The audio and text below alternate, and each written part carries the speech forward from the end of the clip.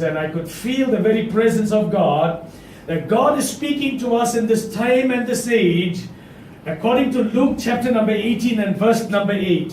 When the Lord returns, shall he find faith on the earth?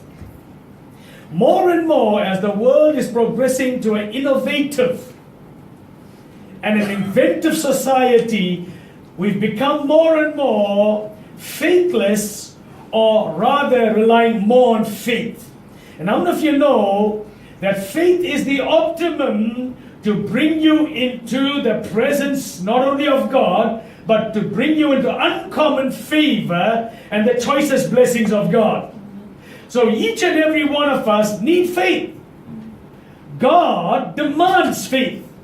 The Bible says in the book of Hebrews chapter number 11 and verse number 6, for without faith it is impossible to please God, for everyone that comes to him must believe that he is, and that he is a rewarder of them that diligently seek him. So God puts a demand that without faith, it's impossible to please him. Because God has instilled into each and every one of us a measure of faith.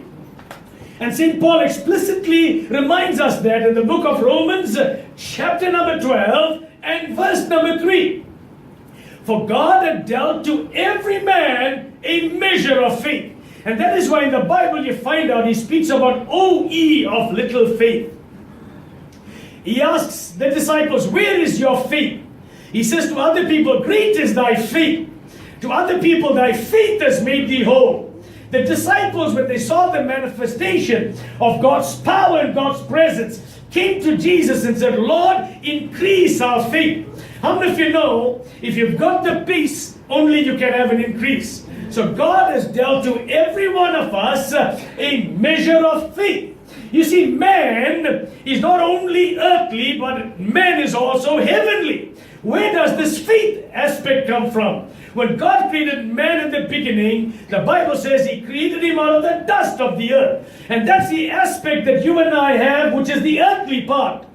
But then God blew into man and the breath of life, and he became a living soul. And when God blew into man, that's when faith also was deposited inside each and every one of us.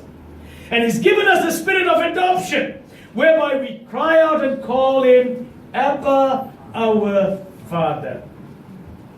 Abba, our Father. Those who are of strong faith, those who are of great faith, will also go through great trials, great tests, excuse me, and great tribulations. Does that mean that they have got no faith? Does it mean that they've got weak faith? No. Oftentimes, people of great faith, God has got a great blessing in store for them, a great divine appointment.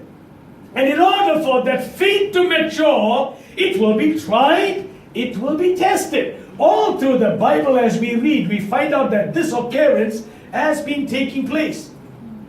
And therefore I say this, that the choicest fruit are the hardest to grow.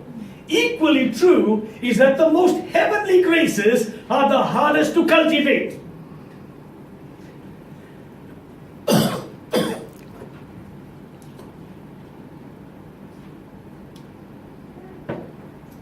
The choicest fruit are the hardest to grow. In other words, when you want to produce first-grade fruit, it's hard work. You've got to till the soil. You've got to take out the stones, the thistles, the thorns, the bottles, everything that will hinder the growth of the plant. You have to make sure that you fertilize the ground, prepare it in such a way that it will bring forth the most choicest fruit. Equally true is that the most heavenly graces. Now, if you know that faith is a grace of heaven. It is a grace of heaven. In order for you to have that kind of faith, it will take you a long time to develop it.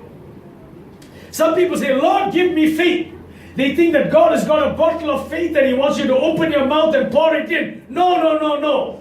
Faith has to go through trials and tests and tribulations in order to become mature.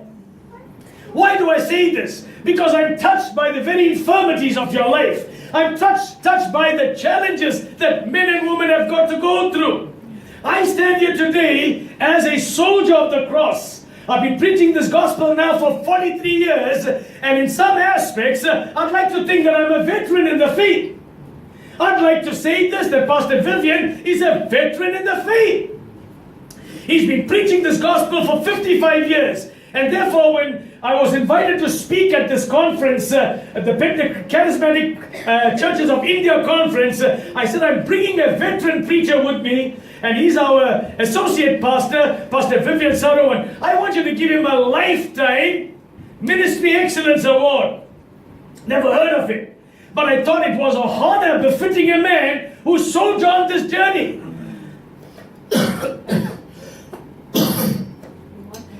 Unless some of you might not know, all through this journey, he's still standing. Not because he's had no adversity. He's had no difficulty. He's been through hell and high water. At the age of 51, his wife, the love of his life, passed on. He went through some difficult time, but still his faith was guarded and raised up in life to the point where he could say, like Job, though he slay me, yet will I praise it. And that is the aspect that is not being taught in the church today. How to continue to worship God and to keep the faith despite our trials and our tests. I've come to understand today as I read through the Bible, everyone who's had a destiny and a purpose in God had their trials and the testing of the faith.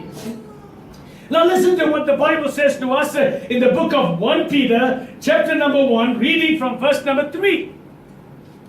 Blessed be